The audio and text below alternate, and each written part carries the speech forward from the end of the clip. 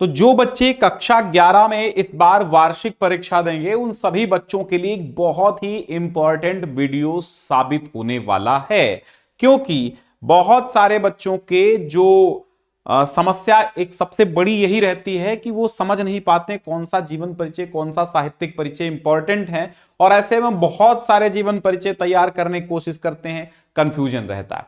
थोड़ा सा हम जो महत्वपूर्ण है इस दृष्टि से हम उस पर चर्चा करेंगे कि इस वर्ष की वार्षिक परीक्षा के लिए कक्षा 11 के साहित्यिक हिंदी, सामान्य हिंदी, जो हिंदी के विद्यार्थी हैं उनको कौन से जीवन परिचय या फिर कौन से साहित्यिक परिचय महत्वपूर्ण है, कौन से तैयार करने चाहिए। ठीक है, सबसे पहले आइए समझते हैं यहां पर क्या समझते हैं। देखो, गद्य खंड में आपको पढ़ने कितने पाठ हैं वो समझिए। गद्य खंड में आपको भारतेंदु हरिश्चंद्र का पढ़ना है, आचार्य महावीर प्रसाद द्विवेदी और श्याम सुंदर दास, सरदार पूर्ण सिंह, डॉक्टर संपूर्णानंद, राय कृष्णदास का, और राहुल सांस्कृत्यायन, राम वृक्ष बेनीपुरी। ऐसे 8 व्यक्ति हैं जिनको आपको पढ़ना है, जिनके जीवन परिचय आपको पढ़ना है, यानी जिन पाठों को पढ़ना, 8 पाठ गद्य खंड में जो पढ़ना है। इन 8 पाठों में से आप कोई से भी, इन 8 में से आप कोई से भी 4 पाठ चुन लीजिए। तो मैं कहूंगा भारतेंदु हरिश्चंद्र, महावीर प्रसाद द्विवेदी, श्याम सुंदर दास और साथ ही साथ राहुल सांस्कृत्यायन और कोई एक, ये 4 ज्यादा महत्वपूर्ण है, 4 ये इंपॉर्टेंट हैं। एक एक्स्ट्रा और कोई आप अपने आप से याद कर सकते हैं। मेरे हिसाब से 4 इंपॉर्टेंट हैं, एक एक्स्ट्रा आप ये कह सकते हैं, यानी इन 2 में से एक तैयार करना बहुत जरूरी है, सरदार पूर्ण सिंह और राहुल सांस्कृत्यायन में से, या फिर इन में से कोई, अगर आपको रामवृक्ष बेनीपुरी का याद है तो ठीक, मतलब 4 में ये 4 तो आप याद करेंगे, 1 2 3 और ये 4, ये 4 तो आपको याद करने हैं, बिल्कुल क्लियर है। अगर ये 4 याद हैं तो अच्छी बात है, नहीं याद हैं तो देख के जाइएगा। राम वृक्ष बेनीपुरी अब ऑप्शन में है और यहां पर सरदार पूर्ण सिंह ऑप्शन में है, डॉक्टर संपूर्णानंद ऑप्शन में है, राय कृष्णदास ऑप्शन में। ये 4 ऑप्शनल है, 4 में से कोई एक और तैयार कर लीजिएगा। कुल मिला के हमने कहा तो आपसे 4 है, बट आपके 5 अंक न जाएं। यहां पर 10 अंकों का मामला होता है, एक गद्य खंड का जीवन परिचय साहित्यिक परिचय आता है, एक काव्य खंड का आता है, तो 10 का मामला होता है। इसलिए आपको 4 तो तैयार करने हमारे बताए गए और एक अपने आप से तैयार कर लेना। ठीक, अब आते हैं पद्य खंड, यानी काव्य खंड में कितने पाठ आपको पढ़ने हैं। तो भाई काव्य खंड में आपको कबीर, मलिक मोहम्मद जायसी, सूरदास, तुलसीदास, केशवदास, कविवर बिहारी और महाकवि भूषण, इतने 7 पाठों को आपको याद करना है, पढ़ना है। लेकिन इनमें कौन से महत्वपूर्ण है भाई? कबीर को, सूर को और बिहारी को तो कतई नहीं छोड़ना है। कबीर, सूर और बिहारी को तो नहीं छोड़ना है ना। तुलसी, सूर, कबीर, बिहारी, तुलसी, सूर, कबीर, बिहारी जिनसे बोर्ड परीक्षा हारी। तो भाई अब यहां पर आपको तुलसी, सूर, कबीर, बिहारी, ये 4 में से तो कोई एक याद ही, ये 4 तो याद ही करने हैं आपको, 4 ये याद कर लीजिएगा, कोई दिक्कत आपको नहीं होने वाली। ठीक है, लेकिन मलिक मोहम्मद जायसी चूंकि शुरुआती हैं, इंपॉर्टेंट ये भी हैं। ठीक है, तो अब तुलसी, सूर, कबीर, बिहारी ये 4 याद कर लो और एक आप मलिक मोहम्मद जायसी का भी ऑप्शनल में याद कर लीजिएगा। क्लियर हुआ? तो 4 4 8 जीवन परिचय आप कोई से भी तैयार कर लीजिए, बिल्कुल पक्का है आपके जीवन परिचय आ जाएंगे, कोई दिक्कत नहीं होगी। अब एक हम और बात बताना चाहते हैं कि आखिर साहित्यिक परिचय, जीवन परिचय याद करने की ट्रिक क्या है। आपको हम सिंपल सी बात बताते हैं, यहां पर आइए थोड़ा सा हम बताते हैं। एक लेखक का आपको जीवन परिचय याद करने के लिए सबसे पहले क्या करना होगा? आपको एक तो जन्म याद कर लेना है, जन्म स्थान याद कर लेना है। जन्म याद करोगे, जन्म स्थान याद करोगे। ठीक है, क्या क्या याद करोगे? जन्म कब हुआ था, जन्म स्थान कहां हुआ था, यानी जन्म स्थान याद कर लोगे। अभी मैं लिखने की ट्रिक भी बताऊंगा, एक स्क्रीनशॉट ले लेना, बस उतने से हो जाएगा। जन्म याद करो, जन्म स्थान याद करो। अगर माता पिता हैं, इन केस माता पिता का नाम याद कर लो। ठीक है, माता पिता का नाम याद कर लो अगर हैं। अगर किसी लेखक या कवि का माता पिता उपलब्ध नहीं है, उनका नाम उपलब्ध नहीं है, तो नो टेंशन, आप टेंशन मत लीजिए, कोई दिक्कत नहीं है, तो आप मत लिखिएगा। माता पिता का नाम नहीं है तो नहीं लिखिएगा, ठीक है। भाषा शैली लिख लो, भाषा शैली क्या है उनकी ये याद कर लो। प्रमुख रचनाएं याद कर लो।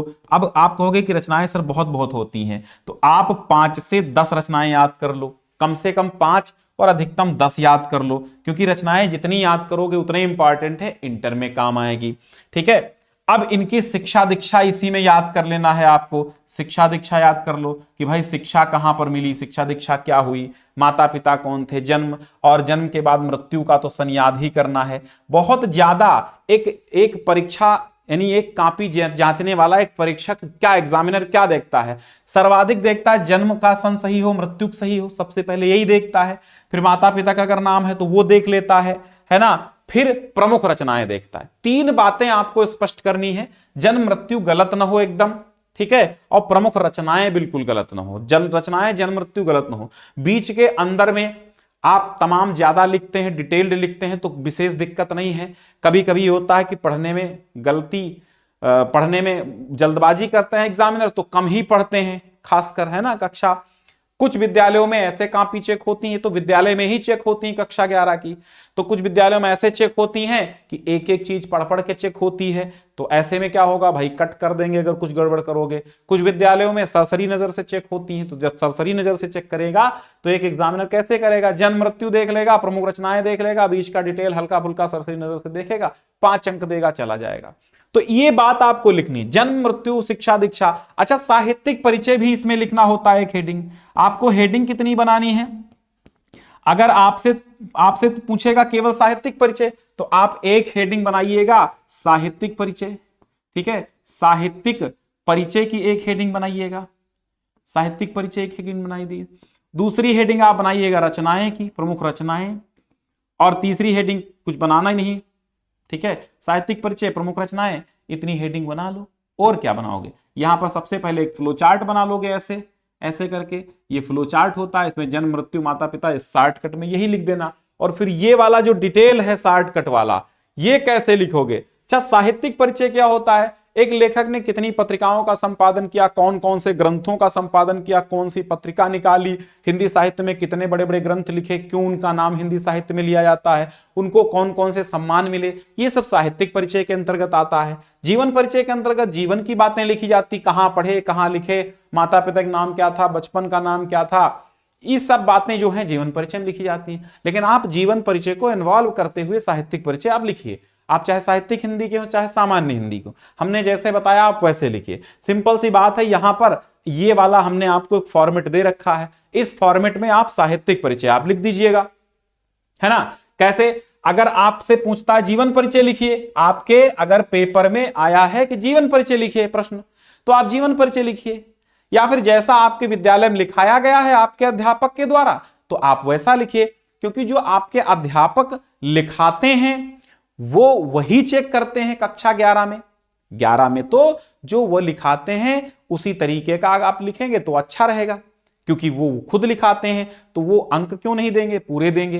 बट बोर्ड परीक्षा की दृष्टि से अगर देखा जाए, जब आप इंटर में अभी आ जाएंगे, है ना, तो साहित्यिक परिचय अगर पूछ रहा, साहित्यिक परिचय हेडिंग डालिए, जीवन परिचय पूछ रहा, जीवन परिचय हेडिंग डालिए, और बाकी लिखना शुरू कर दीजिए। ये सब किसी भी लेखक का आ जाए, किसी भी लेखक का आ जाए, जीवन परिचय लिखने की ट्रिक क्या हो सकती है, किसी भी लेखक का आ जाए यही आप लिखेंगे। क्या लिखेंगे, जैसे आ जाए भारतेंदु हरिश्चंद्र आ जाए तो हिंदी साहित्य संसार के प्रसिद्ध साहित्यकार, प्रसिद्ध निबंधकार, नाटककार, कवि, प्रख्यात लेखक आचार्य रामचंद्र शुक्ल, या फिर आ गया भारतेंदु हरिश्चंद्र जी का, फिर यहां पर लिख देंगे लेखक का नाम, भारतेंदु हरिश्चंद्र जी का जन्म सन 1850 ईस्वी में, कहां हुआ था? वाराणसी में हुआ था, लमहिम हुआ था, फिरोजाबाद हुआ था, फर्रुखाबाद जो हुआ था यहां पर लिख दीजिए। इनके पिता का नाम गिरधर दास था, गोपाल चंद गिरधर दास। गिरधर उपनाम से ब्रजभाषम कविताएं लिखते थे। माता का नाम जो हो वो लिख दीजिए। इनकी प्राथमिक शिक्षा कहां हुई थी? घर पर हुई थी या विदेश में हुई थी? कहां हुई थी भाई वो लिख दीजिए। फिर इसके बाद इस ईस्वी में भारतेंदु जी पंचतत्व में लीन हो गए, ये लिख दीजिए। ठीक, इसके बाद साहित्यिक परिचय। भारतेंदु हरिश्चंद्र जी बहुमुखी प्रतिभा के धनी साहित्यकार थे, है ना। इन्होंने अपनी कलम नाटक लेखन में, हिंदी की विभिन्न विधाओं में इन्होंने अपनी कलम चलाई। सिद्धहस्त कवि थे और नाटक हिंदी साहित्य को बहुत बड़ा, हिंदी साहित्य में भारतेंदु किन्हीं के नाम पर पड़ा और हिंदी साहित्य में इन्होंने अपना बहुत बड़ा योगदान दिया। हिंदी साहित्य को परिष्कृत करने, मतलब खड़ी बोली हिंदी को परिष्कृत करने में, या फिर हिंदी को संसार के सामने लाने में, या उस समय सबसे पहले हिंदी की तमाम नवीन विधाओं के पुरस्कर्ता जो थे भारतेंदु हरिश्चंद्र थे। ये सारी बातें 4-5 लाइनों में लिख देंगे। इसके बाद अंततः आप लिखेंगे कि भारतेंदु जी के अमूल्य योगदान के लिए हिंदी साहित्य संसार सदैव ऋणी रहेगा। और फिर इस यहां पर कृतियां हेडिंग डालिए, लिख दीजिए भारतेंदु हरिश्चंद्र जी की प्रमुख रचनाएं इस प्रकार हैं। पहली रचना, दूसरी, तीसरी, चौथी, पांचवी, 10, 12 जो आपको आती हैं ऐसे आप लिख सकते हैं। तो इस तरह आप एक जीवन परिचय, साहित्यिक परिचय लिखेंगे। ठीक है, यही फॉर्मेट आप तैयार कर लीजिए, एक बार स्क्रीनशॉट ले लीजिए और इसी तरह आप लिख दीजिएगा। सारे लेखकों में यही आप कर सकते हैं, इसी तरह का फॉर्मेट, क्योंकि इतने शब्द आपको 10, 20, 30, 40 शब्द हमने दे ही दिए और 80 शब्दों में लिखने को आता है।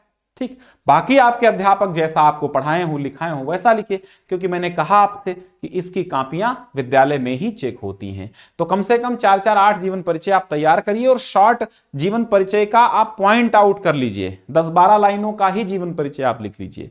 ठीक है, चलिए, और इस वीडियो को बहुत ज्यादा शेयर कर दीजिए अपने क्लास के बच्चों को, और जल्दी से जल्दी आप अच्छे अंकों के साथ पास हो जाएं और अप्रैल से धुआंधार फिर से हिंदी की शुरुआत करते हैं और तमाम अन्य विषयों की भी, सभी विषयों की शुरुआत करते हैं अप्रैल से। आपकी बोर्ड परीक्षा की तैयारी 95+ का टारगेट 2026 के लिए, 27 के लिए, 28 के लिए, जहां पर भी हो आप, जब भी हैं, जब तक हम स्वस्थ, चुस्त तंदुरुस्त हैं, है ना, चुस्त तंदुरुस्त हैं, स्वस्थ हैं, जब तक आपकी सेवा कर सकते हैं करते रहेंगे। आपकी करेंगे, धीरे धीरे आपके बच्चों की भी करेंगे, है ना। मतलब 10-20 साल बाद तो बच्चे आपके बड़े हो जाएंगे, हाई स्कूल में आ जाएंगे, इंटर में आ जाएंगे, तो तब तक अगर स्वस्थ तंदुरुस्त रहेंगे जरूर सेवा करते रहेंगे। फिलहाल आप बनिए कुछ अच्छे से, है ना, अच्छे से भारत में एक अच्छे नागरिक बनिए, अपने लक्ष्यों को पूरा करिए।